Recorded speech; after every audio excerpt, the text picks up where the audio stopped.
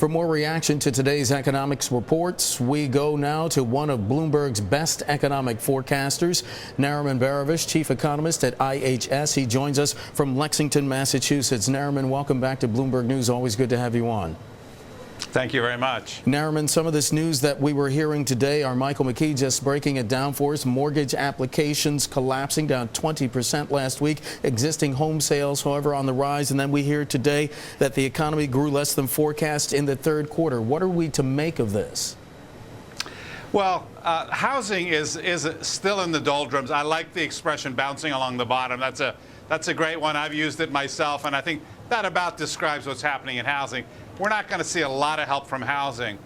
The good news is consumer spending is beginning to pick up, and it will be helped by the tax cuts that have been just passed, or the tax extensions, however you want to say it. So consumer spending, 70% of the economy, will be a fairly strong engine of growth going forward, as will be capital spending on equipment.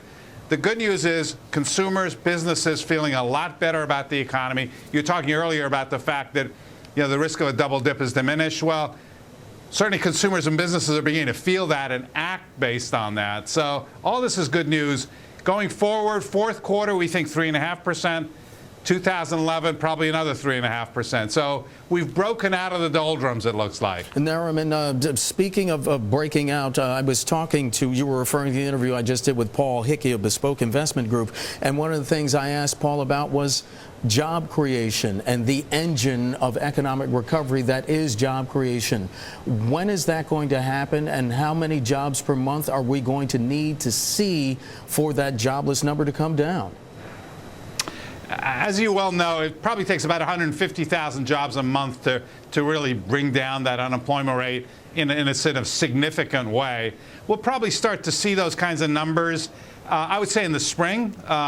It'll take a few months, but we're starting to get there. That momentum of hiring is building. A lot of the surveys of businesses suggest their intentions to hire are pretty high. And in part based on the stronger growth thanks to the fiscal package. We don't use the S word, the stimulus word, but that's what it is. We'll probably get to below 9%, could get down as low as 8.5% by the end of 2011 on the unemployment rate. Nariman, as we take a bigger picture here, let's take a look at the world picture and what's been going on this year in the Eurozone with Greece and with Ireland and with Portugal and with some downgrades and some debt restructuring. Is the worst of that over now? No, unfortunately not. I mean, here's the reality. Greece and Ireland, their governments are, in effect, insolvent. Their liabilities are greater than their assets or their ability to pay.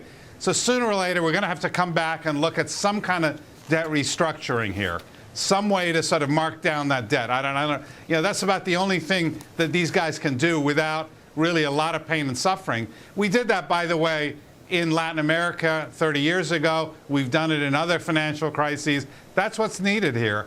And until that's resolved, I suspect we'll see a lot of volatility in terms of the European markets. Nariman, we just heard the other day that the Federal Reserve did extend a program that was set up earlier this year to ease the strains from the European debt crisis. Is that going to help?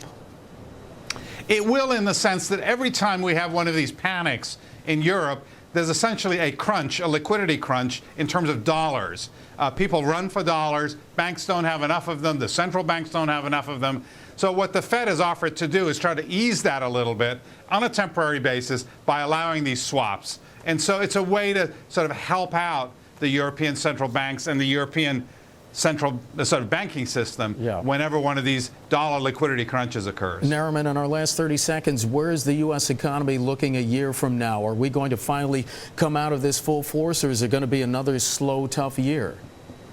No, I think as the year progresses, we expect to see growth significantly improve. So by the end of the year, we could see 3.5%, 4% in growth, which is pretty decent compared to where we've been. What's the engine going to be that drives that? Consumers, businesses, and exports. I mean, all three, I think, will be helping us. The good news is we're going to be firing on more cylinders, I guess is the way to say it. Our economy will. All right, Nariman Behravesh of IHS joining us from Lexington, Massachusetts. Always good to have you on. Thank you so much. Thank you.